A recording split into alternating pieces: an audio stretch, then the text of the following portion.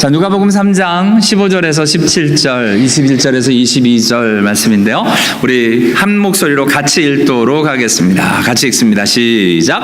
백성들이 말하고 기다림으로 모든 사람들이 요한을 혹 그리스도신가 심중에 생각하니 요한이 모든 사람에게 대답하여 이르되 나는 물로 너희에게 세례를 베풀거니와 나보다 능력이 많으신 이가 오시나니 나는 그의 신발끈을 풀기도 감당하지 못하겠노라. 그는 성령과 불로 너희에게 세례를 베푸실 것이요 손에 키를 들고 자기의 타작마당을 정하게 하사 알곡은 모아 곡간에 들이고 쭉정이는 꺼지지 않는 불에 태우시리라.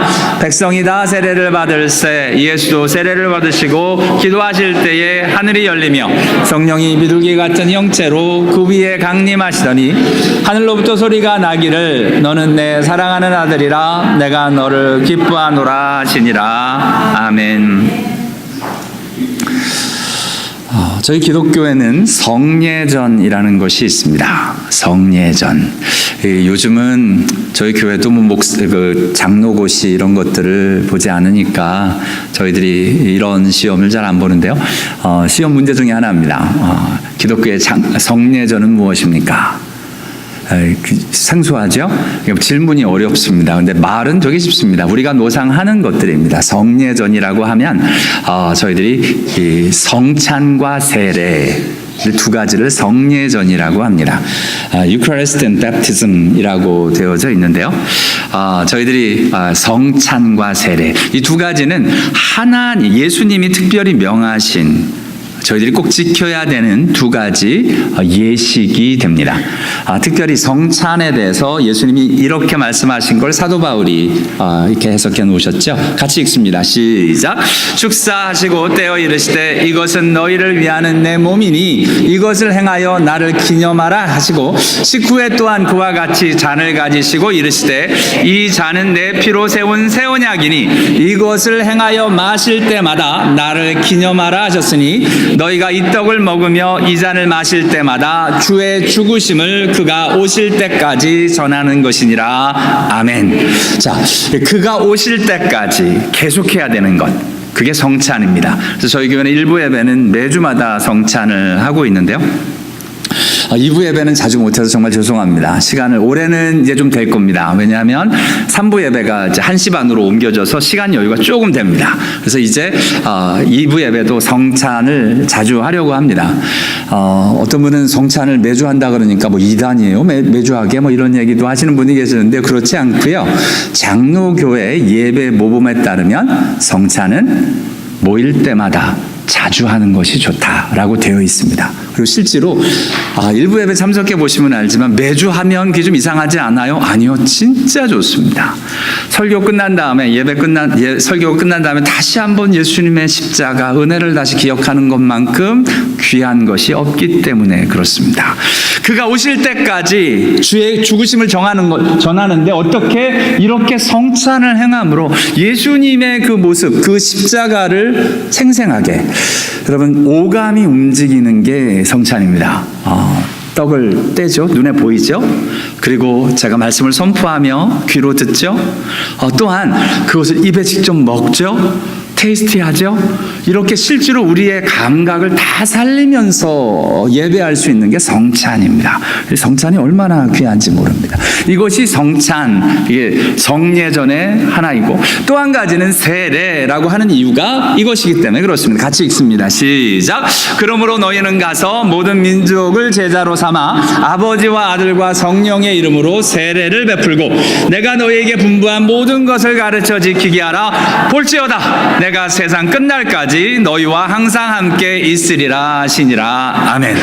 Surely I am with you always to the very end of the age. 맨 끝날까지 함께 하시겠다. 그때까지 뭐 해야 될 것이 뭐냐면 가고 제자로 삼고 세례를 베풀고 가르쳐 지키게 하는 것. 여기에 세례가 있습니다. 끝날까지 앞에서 본 것처럼 주의 죽으심을 그가 오실 때까지 전하는 것이니라. 성찬을 통해서 또한 저와 여러분이 그 예수 그리스도가 오시는 그 세상 끝날까지 하나님이 함께 하시면서 하시는 모습이 바로 그 중에 하나가 세례로 나타나고 있습니다. 맞습니다. 세례입니다. 하나님의 참 은혜가요. 이게 사실 저는 전통적인 것을 좀 좋아하는 성향이기도 합니다만 사실 세례와 성찬에 대해서 잘 몰랐어요. 신학교를 공부할 때도 별로 이것을 다루지도 않고 쑥 지나갔습니다. 근데 참 은혜가 제 PCS 교단에 있을 때 2009년이었는데요. 그 Emerging Church를 연구하면서 성찬에 대해서 연구 과제가 저한테 주어졌고 그 연구 과제를 연구를 하고 사람들 앞에서 발표해야 되는 일이 있었습니다. 덕분에 성찬에 대해서 굉장히 많은 공부를 할 수 있었습니다. 그래서 일부 예배 때 성찬이 그 연구 끝나자마자 일부 예배 성찬이 시작되었고요.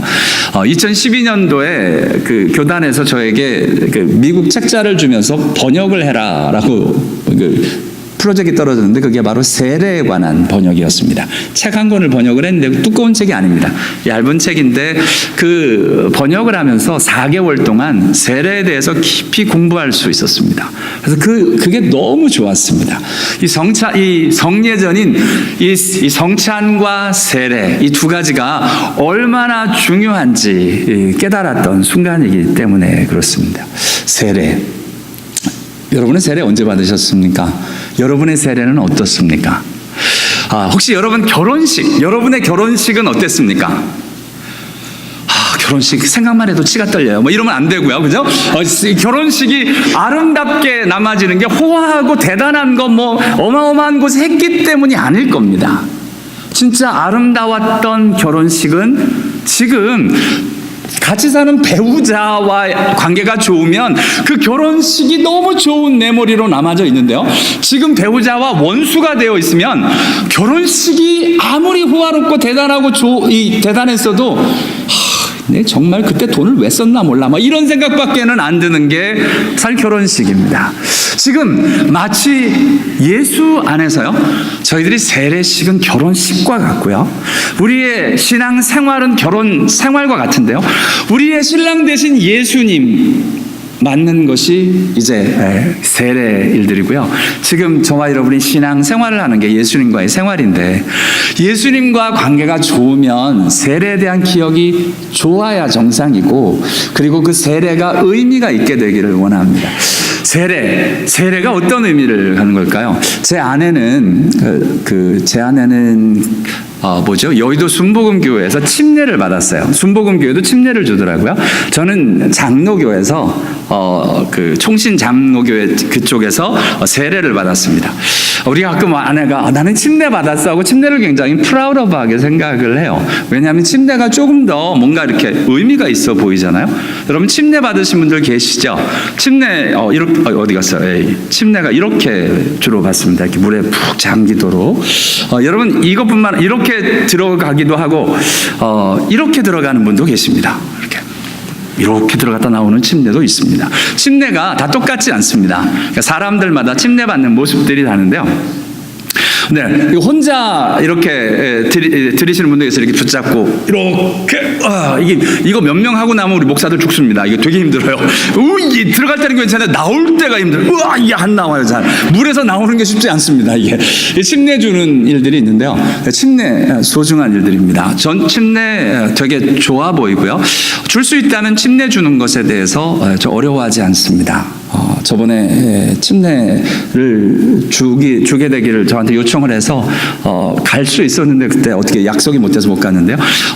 어쨌든 침례 되게 소중하다고 생각을 합니다. 오늘 여러분 예수님이 세례를 받으시잖아요. 예수님은 어떤 세례를 받으셨을까요? 예수님도 이렇게 뒤로 들어갔다 나오셨을까요? 이렇게 나왔다 나오셨을까요? 예수님은 어떤 침례를 받으셨을까요? 세례를 받으셨을까요? 예수님은 침례 받으셨을까요? 세례를 받으셨을까요? 요단강에서 받으셨어요? 침례 받았다고 생각을 하시죠? 침례라면 어떤 침례일까요? 침례라는 단어의 베프티스마라는 원어의 뜻은 이게 immersing, 이게 가라앉다라는 뜻이에요. 그래서 실제로 그 단어의 의미 때문에 이렇게들 하시거든요. 제가 궁금했어요. 아까 얘기했잖아요. 제가 세례에 대해서 연구를 했었다고. 그래서 초대 교회에서부터 나온 모든 벽화 그림들을 조사를 했습니다. 왜냐하면 성경에는 안 나오잖아요. 그럼 초대교회 그 벽화에는 나올 거 아니에요. 어떻게 세례를 받았는지. 여러분, 예수님이 세례 받으시는 장면에 대한 벽화는 다 나와 있습니다. 고맙게. 왜냐하면 그거 되게 중요한 사건이니까. 딴 사람들이 세례 받는 얘기는 잘 안 나와요. 사도행전에 나오는 것 정도 그림에 나오는데 예수님이 세례 받는 장면들이 감사하게 벽화든 그림이든 남아 있는 거예요. 그 그림이 이렇게 되어져 있습니다. 예수님 서 계시고요. 물이 위에서 떨어져요. 이거는 제일 오래된 벽화고요. 세례 요한이 지금 물을 뿌리는 장면입니다. 그 다음에 나오는 게 이렇게 바가지를 가지고 예수님이 서 있는데 이렇게 물을 퍼서 이렇게 뿌리는, 위에서 붓는 장면들이 나옵니다. 모든 벽화, 제가 조사한 모든 벽화는 예수님이 다 서 계십니다. 뒤로 들어갔다 나오시거나 앉았다 이렇게 하시는 것이 하나도 없이, 그리고 세례 요한의 손에는 바가지가 들려져 있습니다.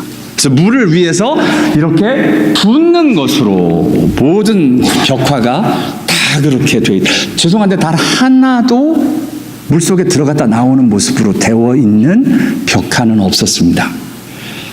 그러면 어느 게 맞느냐? 몰라요. 뭐 그림을 이렇게 그려놓으셨으니까 그런 줄 아는 건데, 그래도 초대교회의 세례는 바가지로 물을, 요단강에 가서도, 물이 있는 곳에 가서도 들어갔다 나오는 게 아니라 바가지로 물을 펐다라고 보여집니다. 왜냐하면 그림을 이렇게 그려놨으니까. 예수님이 침례를 받으실, 이렇게 물에 들어가셨으면 물에 들어가시는 장면이라도 좀 나와야 하는데, 하나같이 더군다나 침례를 준 그 자리가 이렇게 무릎 정도의 물이 차는 자리에서 이렇게 물을 준 걸로 나옵니다. 그래서 이러한 모습이 있다를 여러분에게 알려드리는 거고, 그러면 물속에 들어갔다 나오는 게 맞느냐?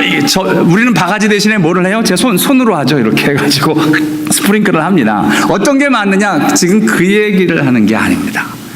여러분, 이러한 모습은 상관이 없어요. 물을 뿌리든 물속에 들어갔다 나오든. 여러분, 결혼식 예식을 어떻게 해야 정식입니까? 어떻게 해야 진짜 결혼식이 되는 걸까요? 목사님 모시고 해야 결혼식입니까? 아니면 아무 주례자나 세워도 결혼식이 됩니까?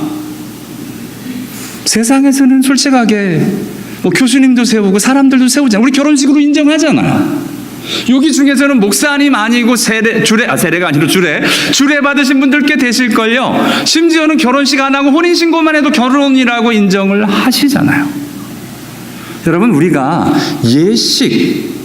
예식은 좀 다를 수 있습니다. 그러니까 뭐 침례를 받았다고, 뭐 스프링클 받았다고, 이게 중요한 게 아니라 진짜 그 사람하고, 그 사랑하는 결혼을 했던 그 사람하고 지금 사랑하며 살고 있느냐가 중요한 것처럼, 그러면 옛날에 바가지 하나만 더 놓고 서로 절하고 결혼식을 했던 일들도 아름다운 추억이 되지 않습니까? 근데 지금 아무리 호화스러운 대단한 목사님을 모셔놓고 몇백 명 되는 그 대단한 결혼 예식을 드렸어도 지금 왼수가 되어서 사람들하고 관계가 안 좋으면 그건 아무 의미가 없는 걸 보게 됩니다. 오히려 아깝고 힘든 모습으로 드려지죠. 마찬가지입니다.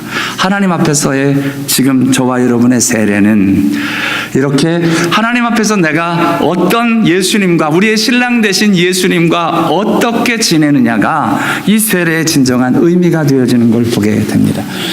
제 아내는 침례를 받았고요. 저는 세례를 받았는데, 저는 제 세례가 훨씬 의미가 있다라고 생각을 하는 게 딴 게 아니라, 저는 예수를 믿은 다음에 저를 키워주고 양육해 주셨던 목사님한테 받았습니다.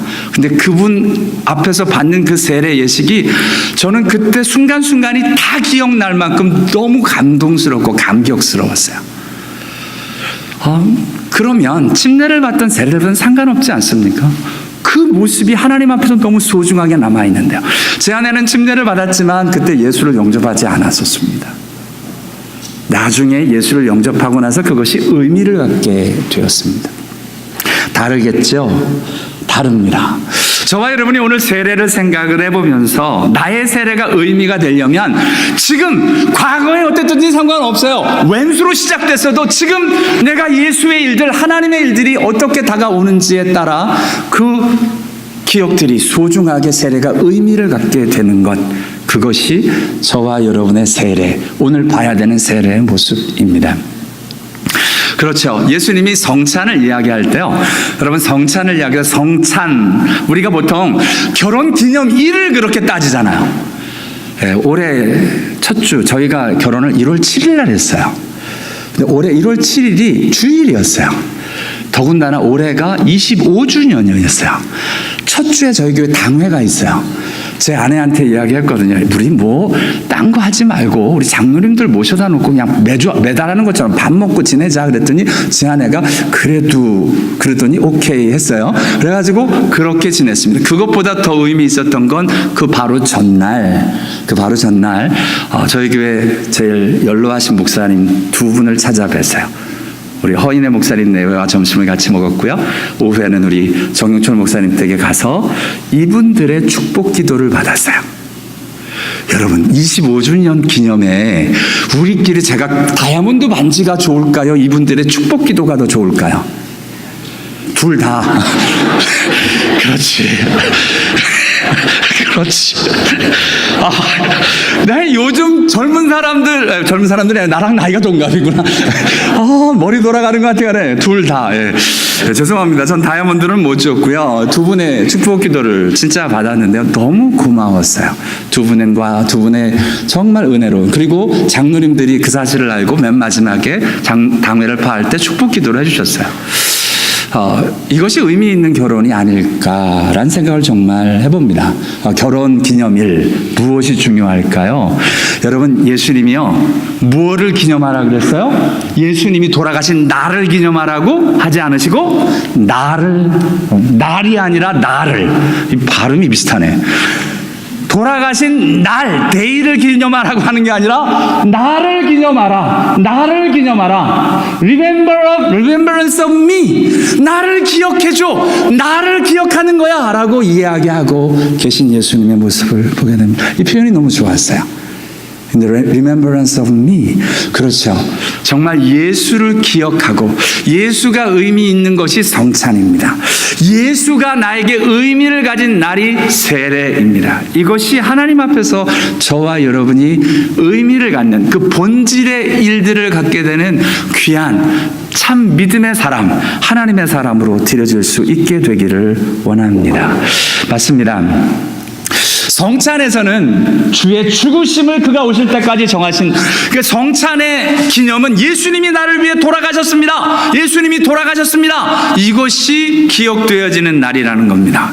그러면 세례에서의 중요함이 뭘까요? 세례는 뭐가 그렇게 중요한 걸까요? 여러분 세례의 시작 구약에는 세례가 나옵니까?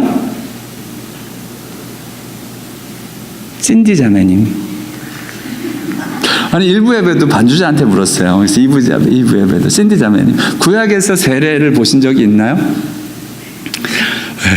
물어봐도 모를 거예요. 세례가 있을까요? 세례라는 단어는 없습니다. 그렇죠. 세례 요한에서부터 세례라는 단어가 시작이 돼요. 단어는 자 세례 요한이 그러면 어느 날 갑자기 세례를 시작한 걸까요? 정말 신기하게요. 세례 요한이로부터 기록이 되어 있는데 예수님은 세례를 주셨을까요? 성경이 이렇게 나옵니다. 예수가 직접 주신 게 아니라 예수님이 살아생전에 사역하실 때 세례를 하도록 했어요. 누구를 통해서? 제자들을 통해서. 그러니까 아이고 어디 갔어요? 네. 컴퓨터 좀 만져주십시오. 네. 세례 요한만 세례를 준 게 아니라는 겁니다. 세례 요한만. 예수님의 제자들도 세례를 줬습니다. 그죠? 이 성경에 세례 이렇게 나왔어요. 세례를 베푸신 거. 예수님이 친히 세례를 베푸신 거 아니라 제자들이 베푸셨다. 그러니까 예수님도 세례를 주라고 하셨어요. 그죠? 제자들에게. 살아생전에. 그리고 예수님이 돌아가시고 부활하시고 난 사도행전을 보면 사도행전 2장 성령이 임하시자 베드로가 이야기를 합니다. 너희가 회개하여 각각 예수의 이름으로 세례를 받고 죄사함을 받으라. 지금 세례의 의미가 세례 요한 때의 세례의 의미가 이거예요. 죄사함을 받게 하는 회개의 세례를 전파했습니다. 그러면 예수님 시대나 예수님 성령을 받은 이후에는 세례의 의미가 무엇이겠습니까? 달라졌을까요? 아니요. 그대로 가고 있는 걸 보게 됩니다. 됩니다. 어떻게요? 이렇게요. 죄사함을 받게 하는 회개의 세례를 그대로 전파하고 있습니다. 그러니까 세례란 다른 게 아닙니다. 죄사함을 받게 하는 회개의 세례. 세례의 의미는 죄사함을 받도록 회개하고 하나님께로 돌이키는 나의 행위, 나의 믿음의 모습으로 나타나고 있는 것을 보게 됩니다. 성찬은 예수님이 십자가에 달려 돌아가시는 예수님의 죽으심을 의미한다면 세례는 내가 죄사함을 받고 회개하여 하나님 예수님 앞으로 나아가는 모습으로 지금 세례가 기록되어지고 있는 것을 보게 됩니다. 맞습니다. 여기서 하나 질문해야 될 게, 그런데 왜 예수님은 여러분 예수님은 죄사함이 필요 없잖아요. 회개가 필요 없잖아요. 근데 왜 예수님은 세례를 받으시고 계신 걸까요? 오늘요. 뭐 궁금 안 하셔도 되는데 저는 궁금했어요. 왜 세례를 예수님이 받으시지? 신학자들도 많이 궁금했어요. 심지어는 세례 요한도 궁금했어요. 예수님이 왜 세례를 받으실까? 그래서 세례 요한이 마태복음에서 예수님께 직접 물어요. 이렇게요. 같이 읽습니다. 시작. 이때 예수께서 갈릴리로부터 요단강에 이르러 요한에게 세례를 받으려 하시니 요한이 말려 이르되 내가 당신에게 세례를 받아야 할 터인데 당신이 내게로 오시나이까. 여러분 이 세례의 의미가 뭐였어요? 지금 세례의 의미는 죄사함을 받게 하는 회개의 세례입니다. 그 세례를 왜 예수님이 받으시냐는 거예요. 심지어는 세례 요한 내가 그 회개를 받으실 당신에게 내가 세례를 받아야 되는데 왜 당신이 나한테 세례를 받으세요? 라고 베드로 우리 세례 요한도 묻습니다. 예수님이 답을 하셨어요. 뭐라고 하셨을까요? 참 가끔 보면 예수님이요 답을 안 주세요. 질문을 했으면 답을 해주셔야 될 거 아니에요. 우리는 질문을 하면 답을 원하는데 답이 어떤 거야? 내가 뭐 예를 들어서 나도 답을 모르겠네. 이 답이 마땅치 않아요. 그런데 예수님은 뭐라고 답을 하시냐면 이렇게 답을 하세요. 저는 이 예수님이 너무 좋아요. 같이 읽습니다. 시작. 예수께서 대답하여 이르시되 이제 허락하라. 우리가 이와 같이 하여 모든 의를 이루는 것이 합당하니라 하시니 이에 요한이 허락하는지라. 무슨 말이냐면 예수님이 왜 세례 받아야 되는지 답은 안 해주시고 이렇게 하는 것이 맞는 거야 라고 이야기하는 거예요. It is right thing to do. 그렇죠? 이게 righteousness라는 게 do this to fulfill all righteousness라는 게 this is right thing to do 라는 말입니다. 무슨 말이냐면 답은 안 가르쳐 주시고 이렇게 하는 게 맞는 거야 라고 이야기를 하십니다. 이렇게 하는 게 맞는다는데 뭐라 그래? 가끔 우리 애들이 그런 질문을 하잖아요. 왜 이런 거 해요? 왜 이렇게 해야 돼요? 그럴 때 우리가 딱히 답이 이렇게 해야 바로 가는 거야, 이렇게 해야 맞는 거야 라고 예수님은 우리 부모님들처럼 답을 이해 못할 저와 여러분에게 말씀해 주십니다. 성경에 이런 게 너무 좋아요. 우리는 자꾸 꼬치꼬치 물으면서 답을 좀 달라고 그러는데 예수님은 웃으면서 얘기하십니다. 아니야, 이렇게 하면 되는 거야. 걱정하지 말고 따라와. 이렇게 하면 돼. 그랬더니 요한이 허락을 했어요. 이렇게 일어나자 우리 오늘 본문에도 이렇게 이야기를 하는 겁니다. 세례를 다 받을세. 예수님도 세례를 받으시니까 성령이 비둘기같이 임하는 겁니다. 답을 이야기하시는가 하는 게 이런 게 맞는 거다라고 이 성령님도 얘기를 하시고 하늘로부터 소리가 나서 이르기를 너는 내 사랑하는 아들이요 내가 기뻐하노라. 한마디로 하나님도 잘한다 역시 내 아들 맞아 이 얘기를 하시는 겁니다. 답을 모르는 우리는 답답하죠. 왜 이러고 하시는지.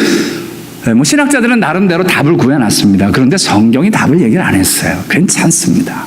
하나 분명한 건 예수님이 지금 인간으로 오셔서 인간의 길을 풀리 걸으시는 주님의 모습을 보여주시면서 이거 괜찮다 이렇게 가는 거다라고 이야기를 하고 계신 것을 보게 됩니다.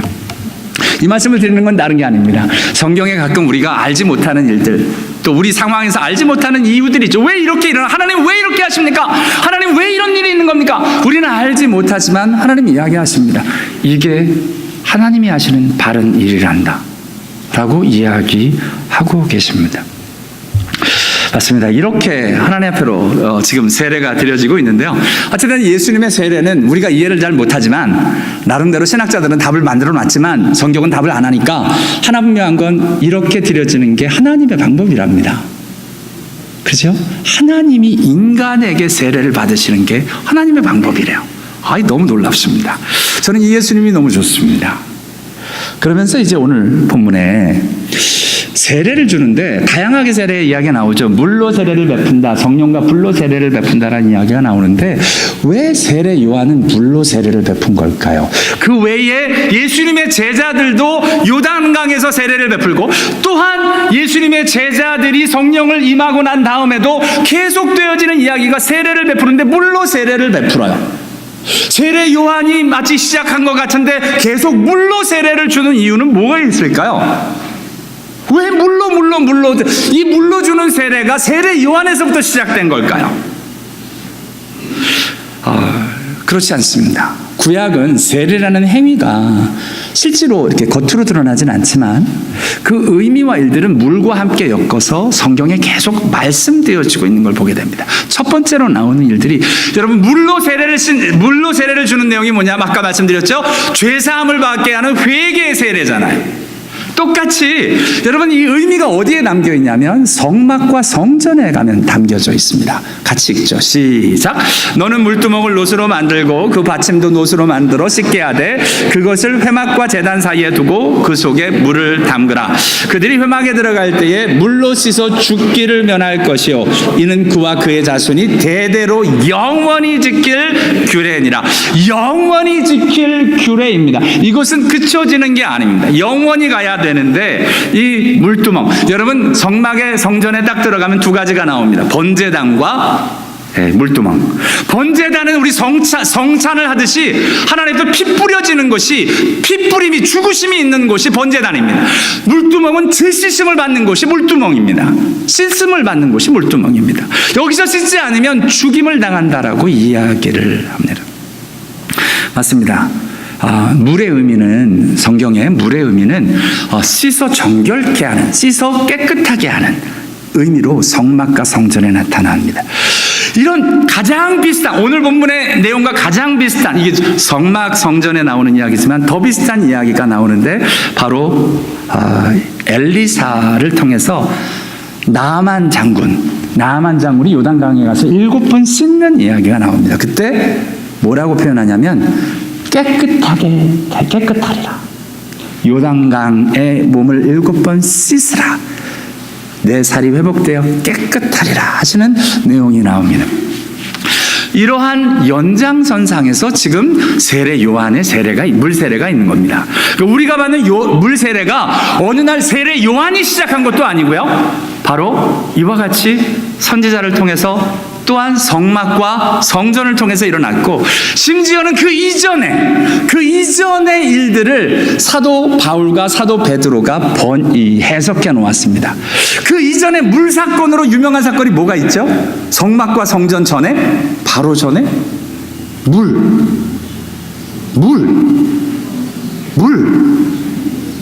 홍해 사건. 사도 바울이 이렇게 이야기, 같이 읽습니다. 시작. 우리 조상들이 다 구름 아래 있고 바다 가운데로 지나며 모세에게 속하여 다 구름과 바다에서 세례를 받고 모두가 같은 신령한 음식을 먹으며 모두가 같은 신령한 음료를 따르는 신령한 반석으로부터 마셨으니 그 반석은 곧 그리스도시라. 아멘. 지금 신령한 음식, 신령한 음료, 이 그리스도인 것이 성찬을 의미하고요. 성찬. 그리고 세례를 받는 출애굽을 하면서 이 홍해 바다를 건널 때 일을 제가 해석한 게 아니라 누가요? 사도 바울이 성경에 해석해 놓은 겁니다. 출애굽 사건이 바로 세례다라고 이야기를 하고 계신 겁니다. 자, 그러니까 세례 요한 전에 엘리사에게서, 엘리사 이전에 성막과 성전에서, 그것 전에 지금 홍해 바다를 가르는 그곳이 세례라고 사도 바울이 해석해 놨어요. 제가 해석한 거면 문제가 되는데 사도 바울이 성경으로 인치어진 고린도전서에 이것이 세례를 받는다, 이 홍해 사건이 세례 사건이다라고 말씀을 하시는 겁니다. 이 전에 또 물 사건이 있죠. 홍수. 홍수, 이제 이번에는 홍해 사건 말고 홍수 사건, 노아의 홍수 사건을 사도 베드로가 해석해 놓습니다. 같이 읽습니다. 시작. 그들은 전에 노아의 날 방주를 준비할 동안 하나님이 오래 참고 기다리실 때 복종하지 아니하던 자들이라. 방주에서 물로 말미암아 구원을 얻은 자가 몇 명뿐이니 겨우 8명이라. 물은 그 예수 그리스도께서 부활하심으로 말미암아 이제 너희를 구원하는 표니 곧 세례라. 이는 육체의 더러운 것을 제하여 버림이 아니요 하나님을 향한 선한 양심의 강군이라. 아멘. 이 물로 말미암아 구원을 얻은 자, 이게 노아의 홍수를 심판으로 해석했을 뿐만 아니라 어떻게 해석했어요? 물로 말미암아 구원을 받았다라고 이야기를 합니다. 노아의 방주를 통해서 노아가 구원을 얻은 8명에게는 노아의 홍수가 심판이 아니라 구원을 받게 되는, 이 물이 구원을 받게 되는 표로 나타나고 있는 걸 보게 됩니다. 그래서 이 물은 이제 너희를 구원하는 표, 곧 세례다라고 사도 베드로가 해석을 하시므로 노아의 홍수 사건을 통해 구원받은, 물로 말미암아 구원받은 노아의 8명, 노아의 이 가족 8명, 이 사건이 바로 세례를 의미하는 것이다라고 말씀하고 있는 겁니다. 그러니까 요한의 세례가 어느 날 요한이 갑자기 나타나서 만들어 놓은 게 아니라 바로 노아의 홍수, 그것을 통하여, 또한 홍해를 가르는 이 출애굽 사건을 통하여, 성막과 성전에 나오는 물두멍을 통하여, 엘리사를 통하여 나아만 장군을 씻게 하는 이러한 일들을 통하여 지금 세례의 일들이 유유히 계속 구약 속에서 흐르고 있다가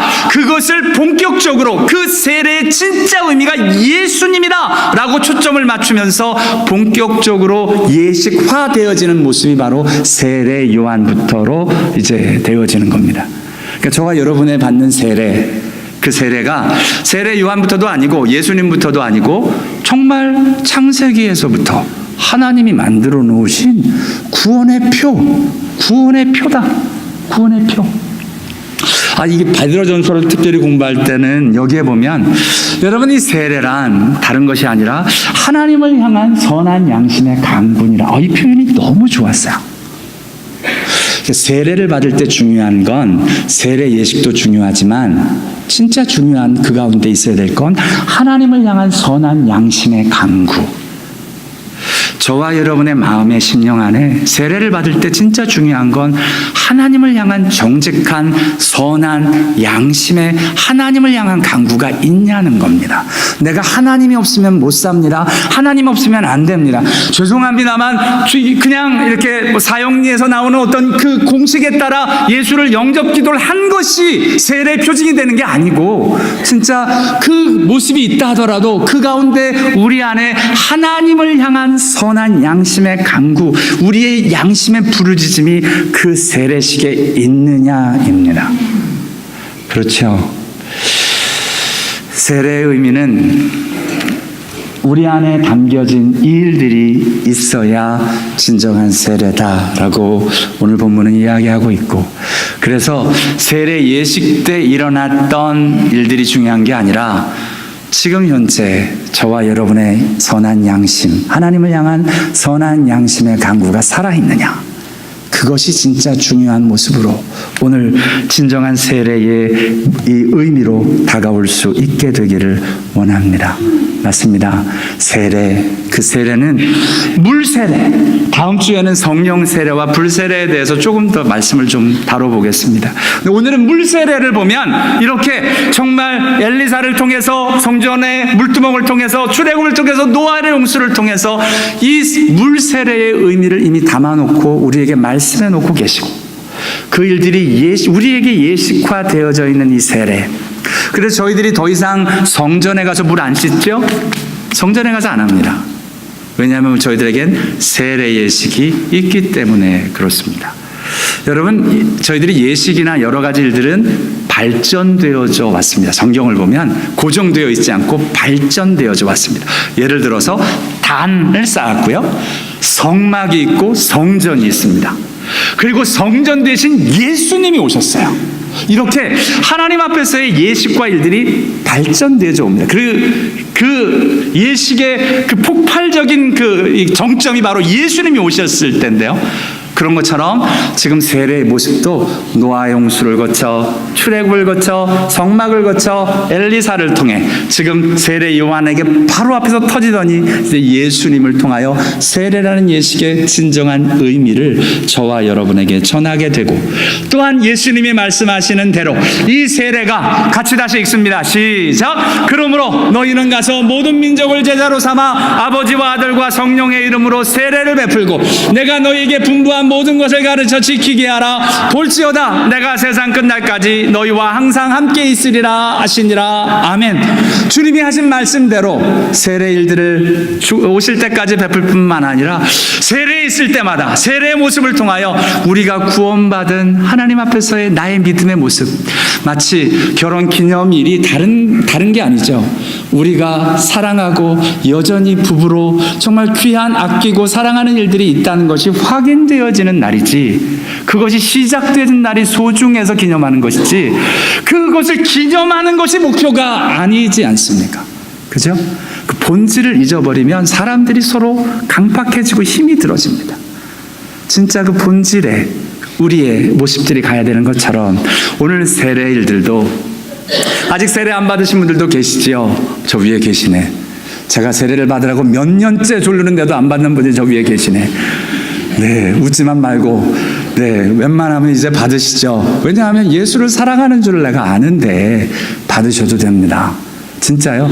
정말 예수를 사랑하지 않으면 세례 받는 게 아무 소용이 없어요. 그러나 예수를 사랑하면 세례 일들이 소중합니다. 이젠 인치시고 마땅히 그 일들로 마치 우리가 법적으로 결혼을 했습니다라고 인정되어지는 것처럼 지금 세례 예식의 일들에 참여할 수 있게 되기를 원하고요. 이 일들이 그래서 사도행전에서는 계속 세례 일들로 계속 연이어서 선포되어지고 있는 것을 보게 됩니다. 맞습니다. 우리가 받은 세례, 그리고 또한 우리가 앞으로 세례받는 사람들의 모습을 통해서 우리의 구원받음이 늘 감사로, 또한 감격으로 예수를 향한 그 사랑의 고백이 그쳐지지 않는 저와 여러분 다 되실 수 있게 되기를 원합니다. 기도하겠습니다.